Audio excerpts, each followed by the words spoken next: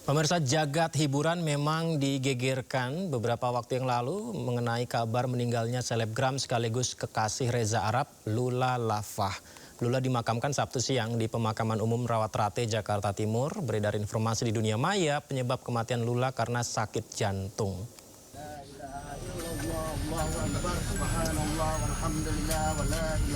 Jenazah selebgram Lula Lafah dimakamkan Sabtu siang di Pemakaman Umum Rawat-Rate, Jakarta Timur. Keluarga dan kerabat yang mengantarkan jenazah diliputi suasana haru saat prosesi pemakaman berlangsung.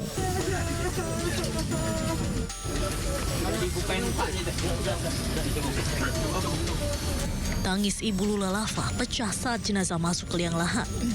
Ia tak kuasa menahan tangis melihat jasad putrinya dikuburkan. Musisi dan kekasih almarhumah Reza Arab tampak hadir di pemakaman. Wajahnya juga diliputi kesedihan dan sesekali menangis. Terima kasih udah pada datang semua. Semoga udah kirim doanya juga buat Lula. Doain yang terbaik. Enggak, Lula nggak pernah cerita apa-apa mengenai sakitnya. Dia juga nggak pernah cerita. Saya tahu dari orang terdekatnya, ya pembantu sama asisten. Nggak ada. Selebgram Lula Lafah ditemukan meninggal dunia di sebuah apartemen di kawasan Dharma Wangsa, Kebayoran Baru, Jakarta Selatan pada Jumat malam. Dalam sebuah foto yang beredar memperlihatkan selebgram Lula Lafah ditemukan meninggal dunia di kamarnya. Dari Jakarta, tim liputan iNews melaporkan. Polda Metro Jaya menggerebek pabrik rumahan narkoba jenis tembakau sintetis di Kebon Jeruk, Jakarta Barat. Hasil produksi pabrik rumahan ini mencapai 10 kg tembakau sintetis senilai 5 miliar rupiah. Hah? Apa? Inilah detik-detik penangkapan seorang pengedar narkoba jenis tembakau sintetis oleh tim operasional Direktorat Reserse Narkoba Polda Metro Jaya. Pelaku ditangkap di sebuah rumah di Jakarta Barat yang dijadikan home industri dan lab narkoba. Pengungkapan ini berdasarkan info dari warga adanya peredaran narkoba di wilayah Kebon Jeruk. Hasil clandestine home industri tembakau sintetis ini bisa memproduksi tembakau sintetis hingga 10.000 gram dengan nilai estimasi mencapai 5 miliar rupiah. Sejumlah alat bukti tembakau sintetis 72 gram, puluhan botol spray, 5 gelas takar, 1 botol aseton, dan 1 unit HP, serta bahan sintetis yang belum jadi langsung disita petugas. Telah mengungkap kasus clandestine lab jenis tembakau sintetis yang berada di TKP Kedoya, Jakarta Barat. Kami berhasil mengamankan pelaku inisial V beserta dengan barang bukti bahan baku cairan sinti 534 mili dan tembakau sintetis 72,1 gram. Polisi mengungkap bahwa aktivitas ilegal ini telah berjalan sejak April 2024 hingga Januari 2026 dengan total nilai 7,2 miliar rupiah. Dari Jakarta, Helmi Sajangbati, iNews melaporkan.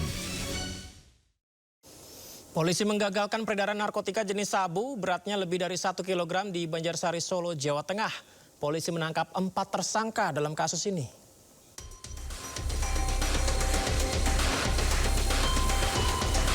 Satuan Reserse Narkoba Polresta Surakarta membongkar jaringan peredaran narkotika jenis sabu dengan berat mencapai lebih dari 1 kg dengan nilai diperkirakan mencapai 1 miliar rupiah.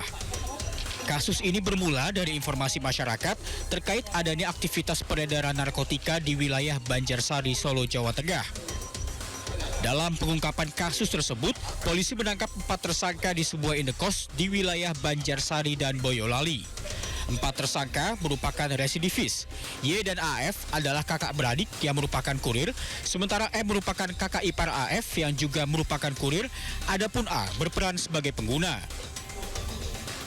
Dengan tersangka yang pertama inisial A C alamat Kartosuro, kemudian untuk BB yang kami amankan 2 paket plastik klip sedang transparan berisi sabu berat beserta pembungkusnya kurang lebih 126,37 gram. Pelaku kini mendekam di sel tahanan Mapolresta Solo dan dijerat dengan pasal berlapis dengan ancaman hukuman maksimal berupa pidana mati, penjara seumur hidup, atau pidana penjara paling singkat 6 tahun dan paling lama 20 tahun. Dari Solo, Jawa Tengah, Septiantoro, iNews melaporkan. Puluhan warga negara Indonesia yang bekerja di sektor online scam di Myanmar berhasil dipulangkan. Mayoritas pekerja migran Indonesia yang diamankan otoritas Myanmar sengaja bekerja di online scamming.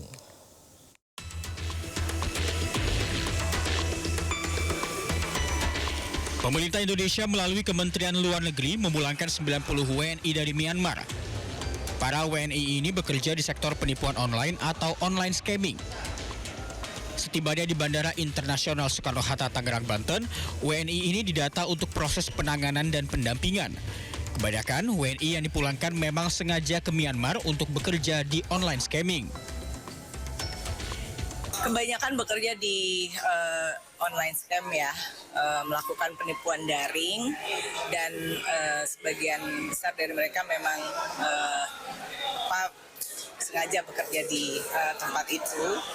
Kita belum menemukan indikasi korban TPPO dari seluruh WNI yang pulang dari sana. Pemulangan ini adalah gelombang ketiga yang terdiri dari 25 perempuan dan sisanya adalah laki-laki. Sementara gelombang 1 dan 2 telah dilakukan pada bulan Desember 2025. Saat ini masih ada sekitar 200 WNI yang bekerja di bidang penipuan online di Myanmar. Dari Tangerang, Banten, Hasnugara, iNews melaporkan. Informasi berikutnya pemirsa, Noel seolah bernyanyi. Ex-suami naker Immanuel Ebenezer mengaku dirinya seperti singa sirkus. Noel mengklaim kasus dirinya akibat serangan balik pengusaha yang tidak nyaman dengannya. Hal tersebut disampaikan Noel saat menjalani sidang pembacaan surat dakwaan di Pengadilan Tipikor Jakarta. Kata Noel, kasusnya adalah bentuk perlawanan balik pengusaha yang tidak senang dengan kebijakan yang diterapkan selama menjabat Wamenaker. Noel merasa dirinya seperti singa sirkus yang dikurung di kandang. Meskipun demikian, ia mengaku akan menghadapi perkara ini selayaknya seorang petarung.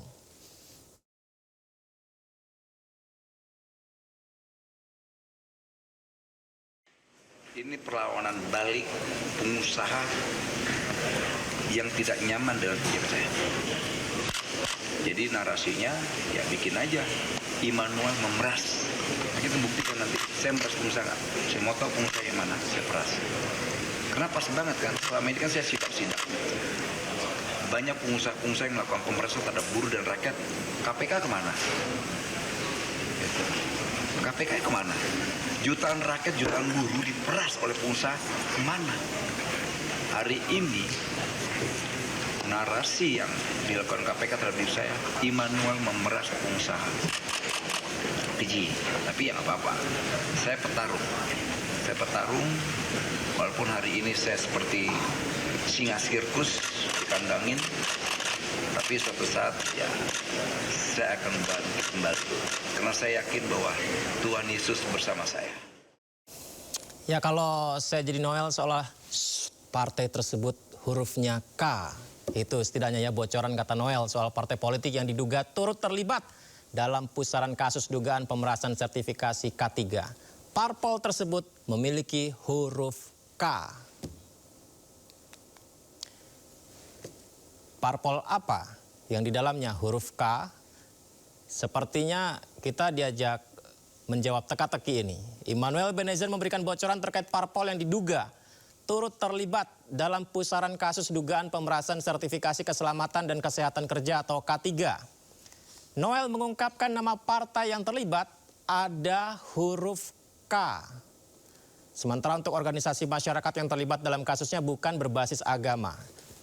Ya pemirsa, namun Noel tidak menjelaskan secara rinci perihal keterlibatan parpol dan ormas yang dia maksud.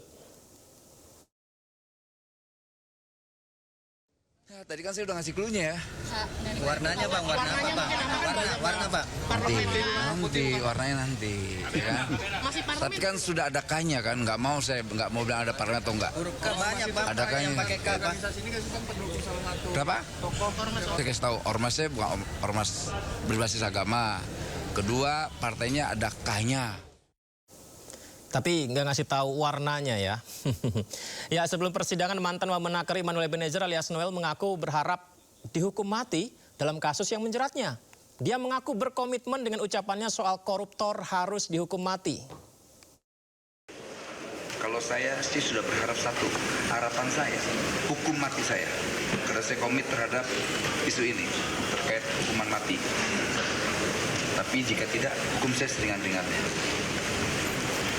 Apapun yang namanya korupsi, basisnya pertama kebohongan. Dasar dari korupsi adalah kebohongan. Tapi kita tetap akan hormati JPU, hakim, dan tempat ini. Karena ini apa? Tempat ini hasil dari pajak rakyat. Kita harus menghargai para pembayar pajak.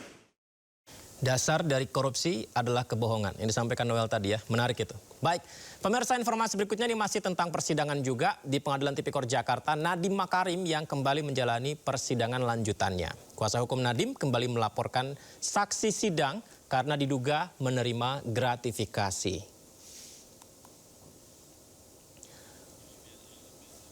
Sidang lanjutan mantan Mendikbudristek Nadiem Makarim kembali digelar. Seperti inilah situasinya. Ada 7 orang saksi dihadirkan oleh jaksa penuntut umum dalam sidang lanjutan. Salah satunya adalah saksi dari pihak Google ya.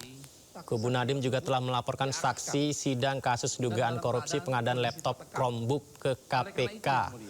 Mereka menyebut dalam persidangan ini diduga menemukan ada saksi yang menerima uang gratifikasi. Dalam persidangan sebelumnya juga ditemukan kejanggalan dari keterangan saksi. 2001 mengikuti pengadaan tahun 2020. Oke.